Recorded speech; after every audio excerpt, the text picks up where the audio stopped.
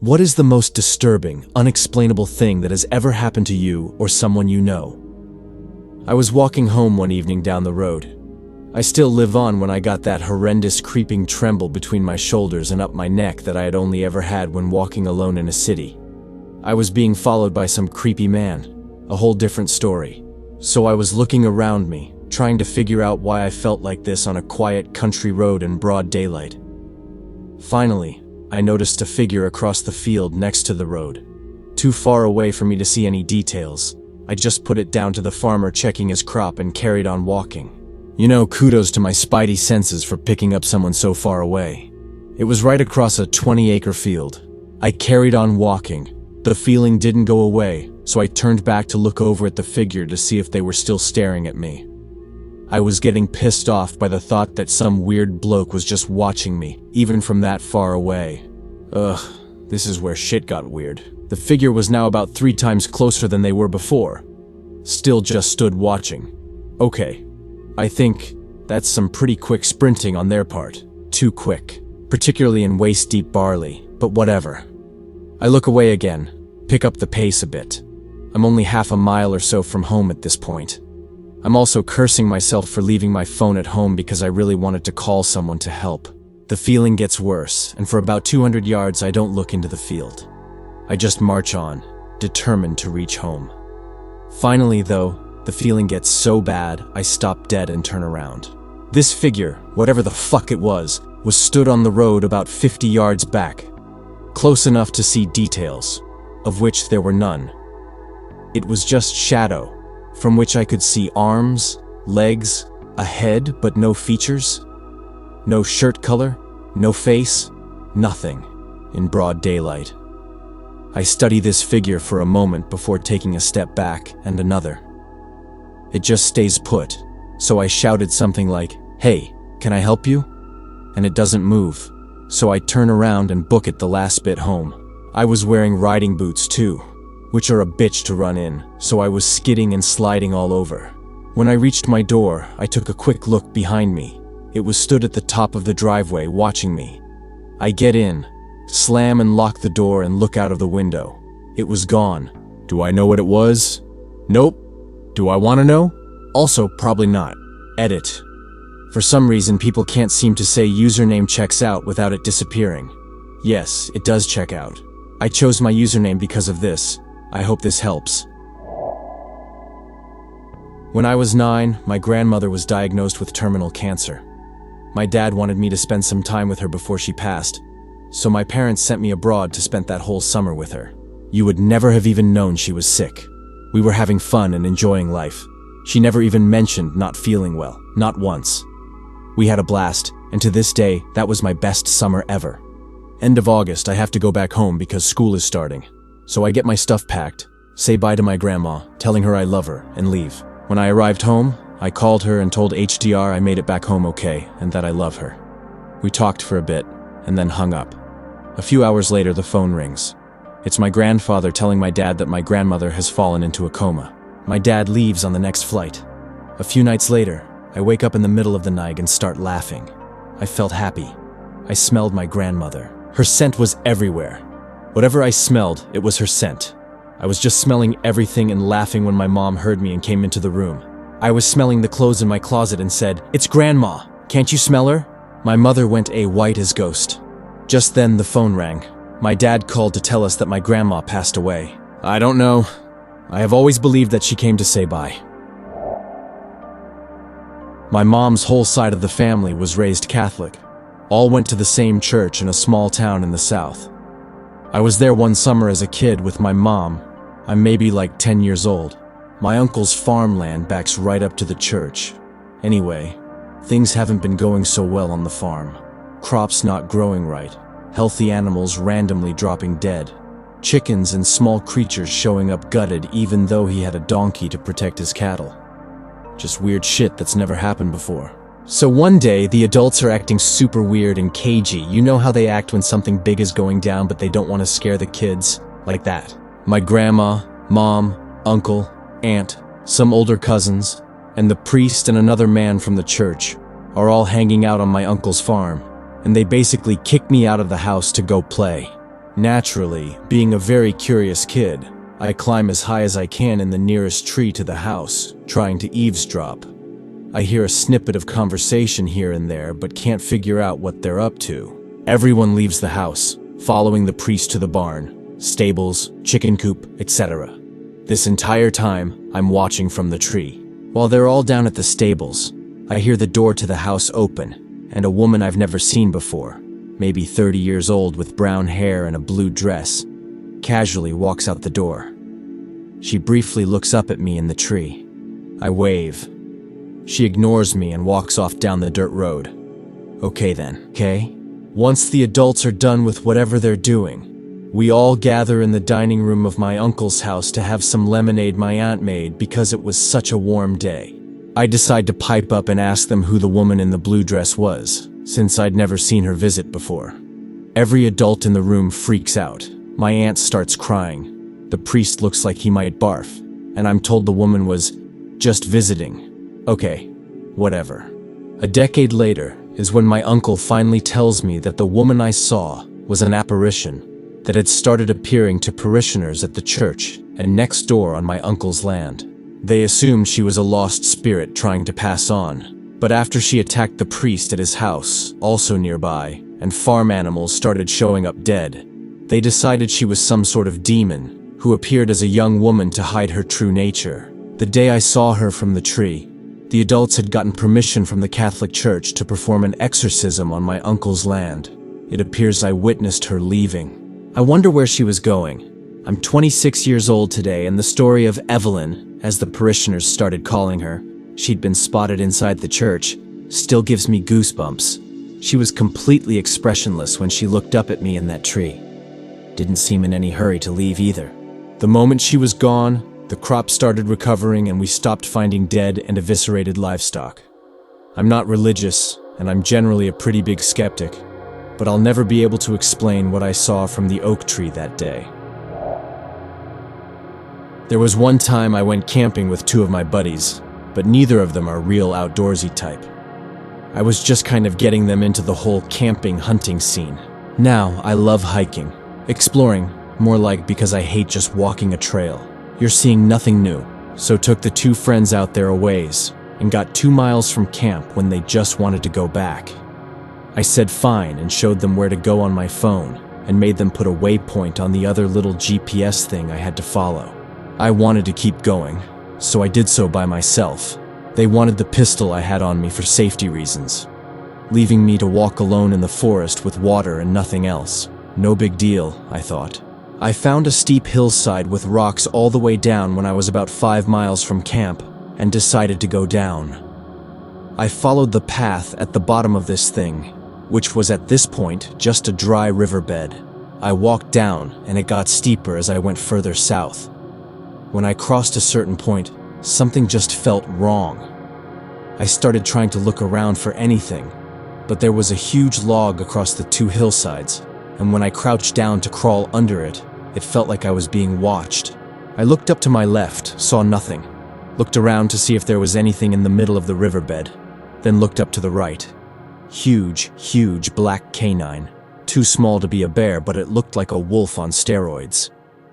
That dog creature and I held glances for what felt like hours, but I know it couldn't have been more than 10 seconds. Every passing moment made the feeling of dread worse. I moved backwards to get the hell out of there, and when I moved, the wolf thing just booked it into the forest, further from camp. The walk back was eerie. It didn't feel as much as I was being watched as to just the feeling of, it will catch me eventually. And that's why I don't ever hike alone anymore. Till DR decided to hike alone in the forest off-trail, found giant wolf thing, and we stared at each other for a while before running back to camp. My wife and I are avid backpackers, and we try to put down at least one 20-30 mile weekend trip every month with our ultralight gear. We're fairly experienced at this point, and have had numerous semi-dangerous encounters with wildlife and other wilderness hazards. We don't get shook easily. We're hiking a ridgeline trail in the late afternoon, planning to take a turn and head down into a drainage to camp near water before it gets dark. We've put down 10+ miles that day, and we're fairly beat, looking forward to setting up camp and getting dinner going. We see a guy coming up the trail towards us as we turn onto the drainage trail, wearing worn-out clothes. Up close, he's a white guy of kind of indeterminate age, somewhere between late 30s and late 40s. We acknowledge each other and strike up a little conversation on the trail. The first thing I notice is his accent. It's clearly American, but it's not the accent of the area we're in, and it's kind of, well, old-timey. There's a kind of music or lilt to it. Note, not a drawl. It's vaguely familiar, like something I've heard but can't quite recall. My wife is chatting with him while I puzzle his accent out, and then I notice he's covered with tattoos. Weird ones, too. I have ink, so I'm not one to judge someone just for having a tattoo, but I've never seen anything like these tattoos before. They're not standard hard-ass tattoos or pictures. It's almost like writing, but not in any alphabet I've ever seen and arranged in a way that makes me think they're also a picture if seen in full. Like a magic eye game made up of some indecipherable script and inked on a man's skin. I'm now getting an itchy something is very wrong here feeling from this guy when I hear him say to my wife, "There's a great campsite down by the stream. Lots of campers have used it." I realize that we're an hour from sundown and at least 10 miles from anything, and this guy has nothing with him. Not a backpack, not a water bottle, no warm layer. It's autumn and we're rather high up elevation-wise. Just the clothes on his back, none of which have anything distinguishing about them. No logos or visible brands of any kind, and quite worn.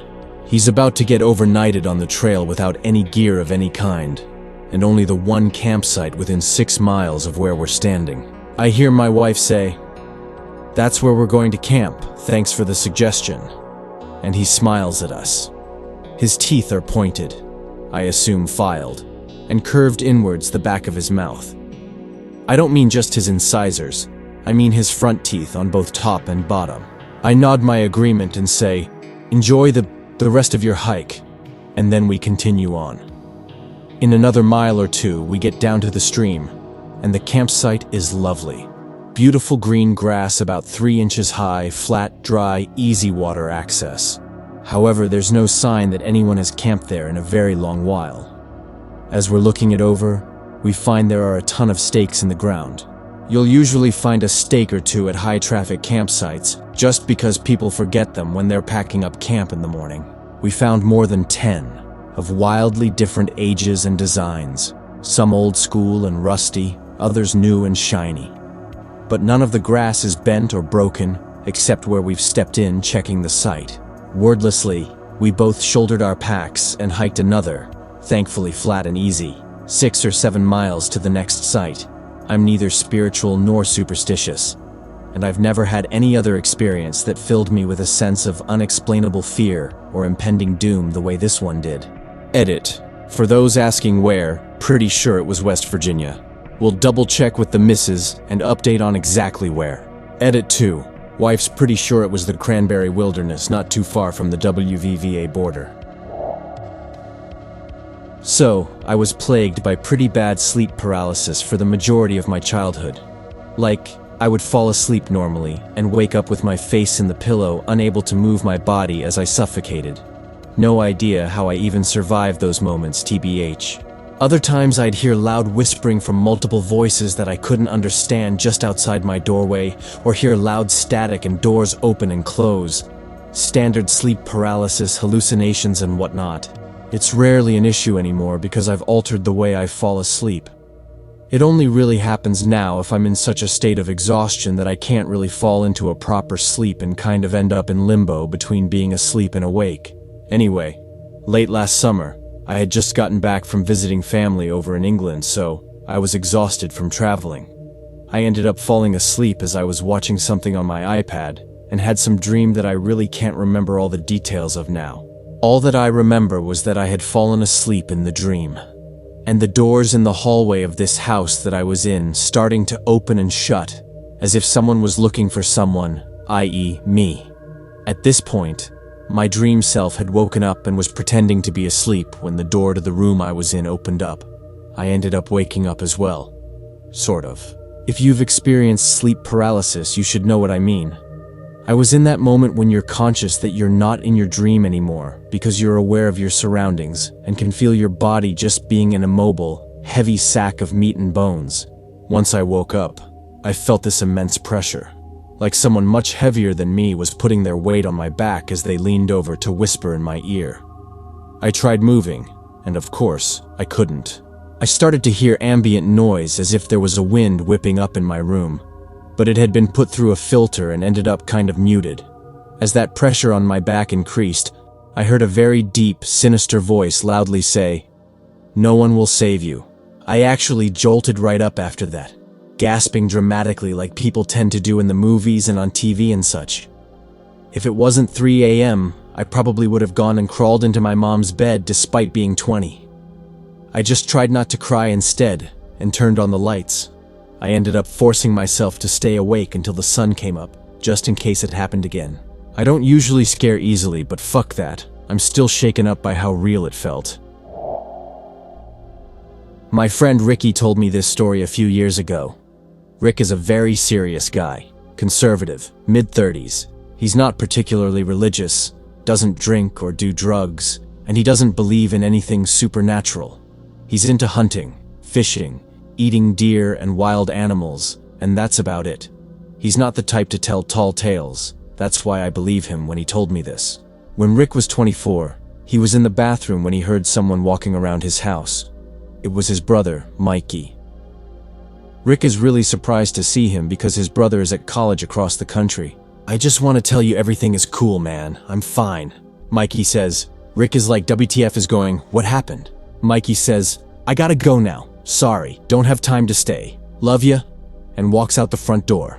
Rick is confused and cannot speak. He said it felt like he was frozen, actually got shivers and could barely speak the entire time. He tried to follow him out the door. Mikey is gone. There's no sign of him. No car engines driving away. Nothing. Rick immediately calls him. This was the early zeros days before everyone had phones. No answer. Rick calls his mom. She answers, and he tells her that Mikey just showed up at his place acting weird. She has no idea. Both of them try to contact Mikey for the rest of the day, to no avail. Rick drives around the neighborhood looking for him. About an hour later, Mom calls Rick. Mikey died in a car accident late the night before.